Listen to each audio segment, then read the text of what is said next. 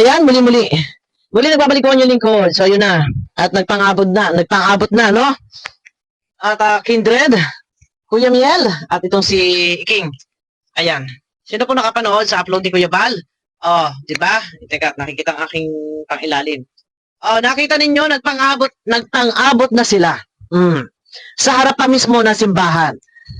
Oh, aba, may hawak na dalawa pamalo. Ano ba yung isa? Yung kulay itim na hawak ng King. Sino nakapanood po nito, guys? Ha? Oh.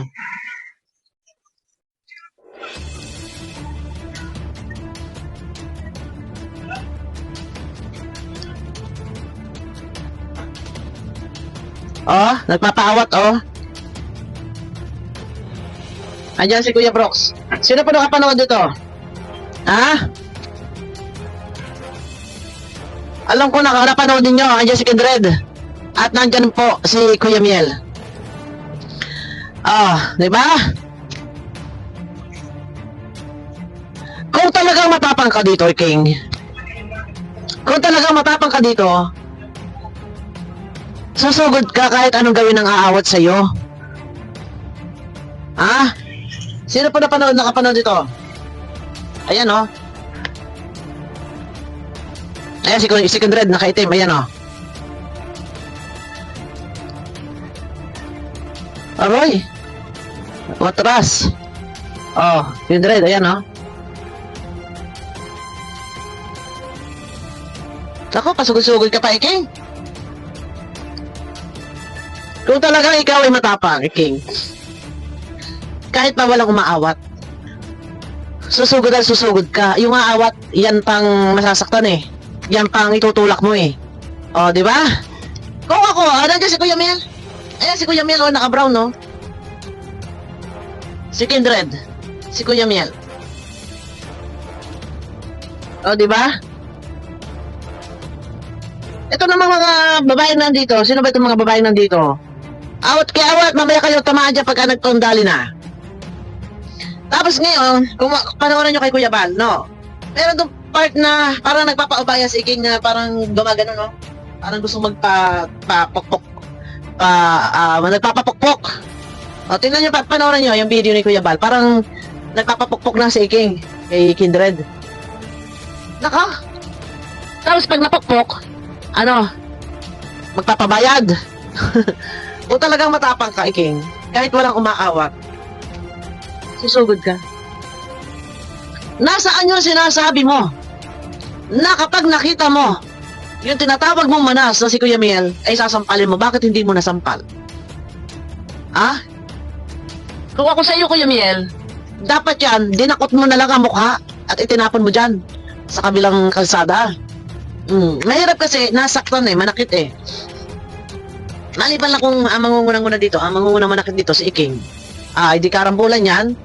Mahirap kasi kung ang magmumula ng pananakit ay dito sa ating mga kalalakihang kasama sa Kalingap na nandiyan mga vlogger, no? Ito, Iking na ito, pati naman, sino ba itong babaeng ito? Yan, nakatutok din ang video, ha? Nagkakarambulan na, ang asawa na Iking, nagbablog pa.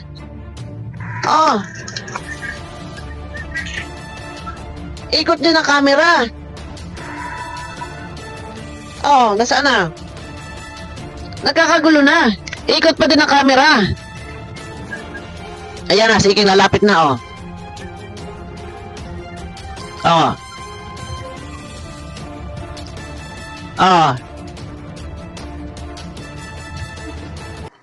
Ito si King. Doon pa lang eh. Kung papalapit, umatras ka pa eh. Umatras ka pa. Sa pagpalapit pa lang, ni Kindred, kita mo na napapalapit na. Dapat yan, sinalubong mo na eh. Sinambalos mo na eh. Kung talaga matapang ka eh. Ang problema dito, nagpapapigil sa mga kababaihan. Paano kung wala ang mga kababaihan na aawat sa'yo? Ha? Kasi kung talagang matapang ka, si Kindred na yung lumapit diyan. Naandiyan na si Kindred sa pinakapwestong iyan. Kasi nandito ang mga sasakyan eh, nadala nila ng Kalingap eh. Nandito sa kabilang kalsada. Lumipad na dyan na nga sa liban ng kalsada. Sa harap mismo ng simbahan.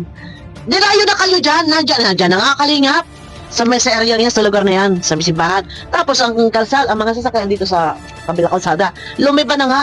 Si Kindred, lumiba na si Kuya Miel. Bakit hindi ka pa nakaporma? Yan ang sinasabi ko sa iyo, King. Ha?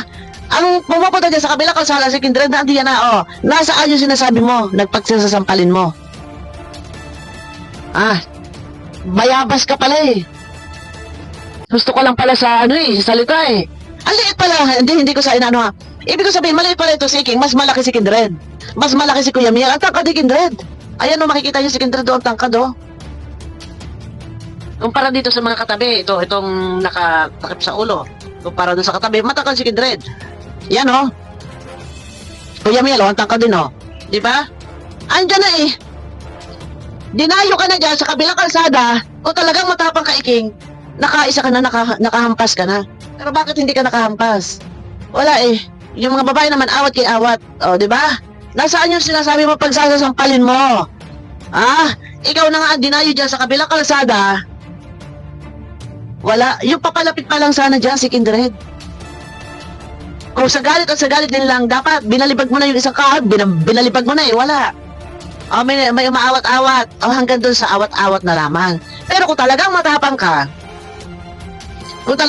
ka, yung aawat, sasagiin mo yan eh. Susugod ka talaga eh. Ganun yun. Walang awat-awat dito kasi kung aawat ka, umalis ka dyan. Kasi isang halimbawa guys, eto tatandaan natin. Pag halimbawa, nasa away. Huwag kayo ang aawatin. Sa totoo lang. Dahil ang aawatin ninyo, yung kalaban nyo. Yun ang pupuntahan ng mga kasama nyo. Hindi yung aawatin ninyo yung kasabagay. Kung ang mga asawa ninyo, aawatin ninyo. Kasi ganito yun eh. Okay lang siguro, sige. Awatin nyo ang asawa nyo kasi baka makapaminsala pa. No? Baka makapanakit. So mananagot kayo. Okay, magbabayad kayo. Hanggang doon lang. Pero, kapag ang inaawat ninyo ang asawa ninyo at ang nakasugod, nakaporma, ay ang kalaban at napukpok sa ulo, di, I see you. Di ba? Ang aawatin dito ang kalaban. Ang itutulak ang kalaban. Kasi hindi yung nandiyan kayo kalabumbunga kayo sa asawa nyo, yan ang inaawat ninyo. Ay, walang naawat dito sa kalaban. O, halimbawa, dito. Isang halimbawa, ito sila Kuya Miel, sila Kindred. Sila sumugod sa kabilang kalsada. O, ngayon, ito, Iking, nagpapaawat. Mga gara-gara ganyan. Ay, walang humaharang dito kay Kindred at kay Kuya Miel. Walang humaharang sa dalawa. Ay, di pare-pareho kayo napakpok, mga syunga. Mga bobo. Di pare-pareho kayo na pokpok. May hawak na 2x2 yata yung hawak ni Kindred. Si Kuya Mel, ang laking tao ni Kuya Mel. Ay, Kuya Mel, kung ako nandiyan, hindi nakot ko sa mukha yan. Nilamutak mo sana. At yung sinasabi sa pag nakita ka, sasampalin ka. Bakit hindi ka sinampal? Di ba? Ngayon ito lang nagkukuha ng video ay nasa loob ng sasakyan, kaya hindi naririnig ang sigawan. Pero bahagya may naririnig pa din. Di ba? Awat kay awat, inaawat yung asawa. Siya na nga ang dinayo dyan sa kabilang kalsada. Doon pala sa pagdating pa lang ni Kindred, dapat yan. Yan tinan niyo. Di ba?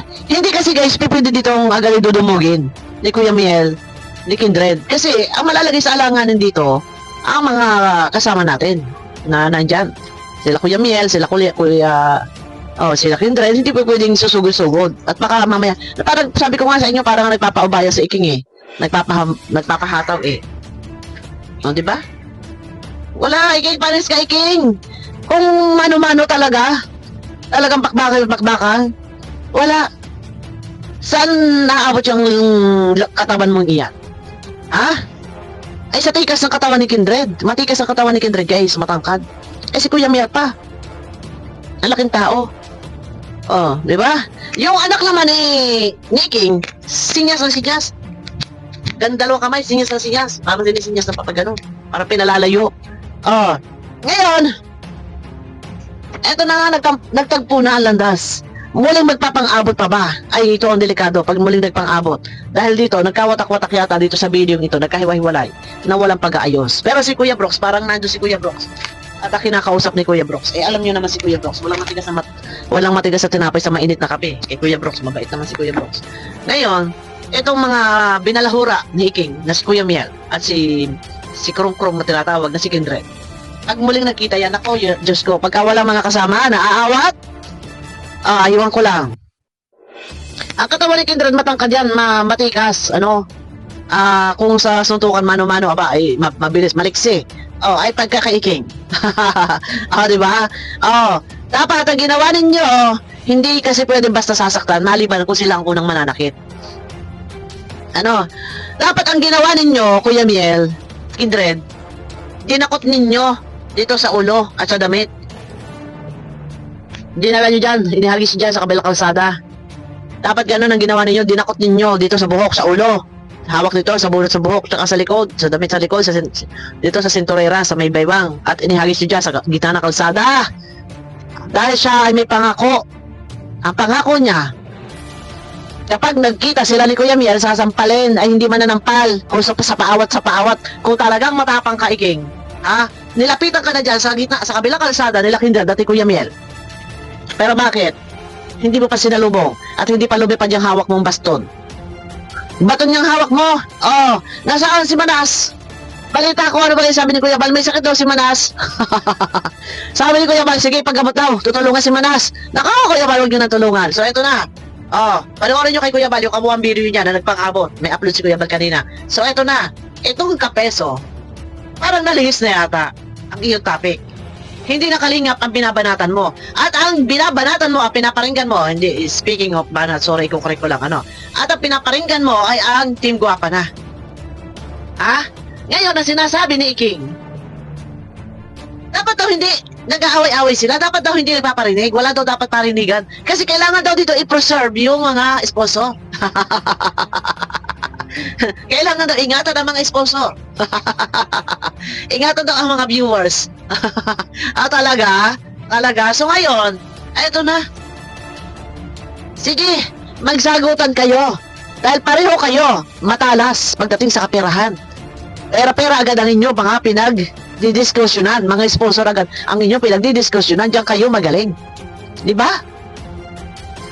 Mga sponsor, ito kapeso agad nakabantay. Hindi na pwede yung ganon, hindi na pwede yung ganyan. Bantay agad, bantay. Galingan ninyo! Kung sino pinakamagaling sa inyo pagdating sa mga kaperahan at sa sponsor. Kung sino, isipin ninyo ha. To si Kapeso, naglikom ng pera. Naglikom, hindi pumayag si Iking. Hala, likom-likom din. Di umano ko no. May kaso, mga syunga kayo. Ang mga nagpadala, mga syunga. Bigay pera, di umano ko na may kaso. Walang nagkaso kay Iking. At ayon sa aking sagap, may mga nagchat-chat sa akin, hindi ko alam kung totoo. Itong Iking, pumunta daw doon kay Kuya Bal at humingi ng tawad. Panoorin ninyo yung live ng mag-ina. Humingi raw ng tawad kay Kuya Bal at naglulumuhod ayon sa nagchat-chat sa akin, hindi ko sure yun. Wala namang masama kung humingi ng tawad. Humingi ng paumano yun ng sorry. Wala namang masama doon, Pero may nagtimbre din po talaga sa akin.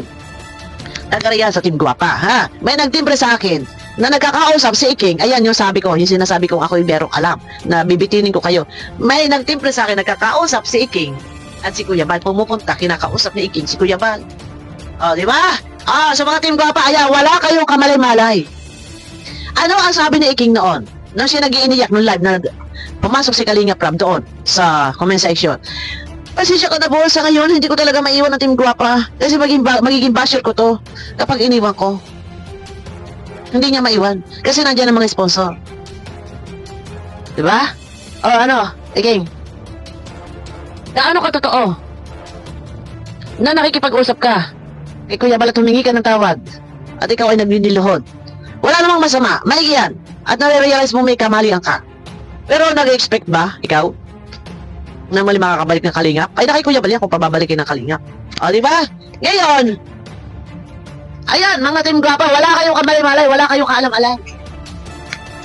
Humingi daw ng tawad na sorry. Si King, humingi daw ng sorry. Gaano yung katotoo? Wala namang masama doon. Totoo ba? So, bakit hindi? Magpakatotoo, King. Kung ikaw ay talagang totoo, na nandyan, na may pagtingin pa sa Kalingap. Sabihin mo na sa viewers mo. Ano totoo? Di ba? Ngayon, ang kapeso, hindi na kalingap ang punteriya. Laylo. Ang Team Guwapa na ang ginagawa ngayon ng issue. At ito naman si Beyonce mamaya. Kasundan natin ito pagkatapos ito. Ito naman si Beyonce. Ano nangyari? Todo tanggol kay Kapeso. Huwag naman daw ganun kay Kapeso. Dapat daw, kung solid supporter, solid Beyonce, dapat maintindihan. Aba, solid Beyonce, hindi mo man lang sinabing, kung solid Guwapa po kayo, ano ba yan, bakit yun? Kung solid Beyonce, kawawa naman si Iking nito. Ang sabi pa, Iking, wala ka naman dapat ipagselos. Gamit na gamit mo nga ang picture ko dyan eh. Nandito lang naman ako sa bahay. Wala ka dapat ipagselos. Gamit na gamit mo nga ang picture ko. Abangan niyo ako dyan mamaya. Guys, nakatulog kasi ako kanina. Kaya, ayan. Abangan niyo ako ulit ako mamaya. Mag-upload pa tayo ng isa, no? Bye-bye po. Mega love shoutout sa inyo lahat. Ang kabuang video na nagpang-abot, sila Iking, Manas, King, Kuya Miel at Kindred, mapapanood niyo po kay Kuya Bal. Ayan, bye-bye po. Bye-bye.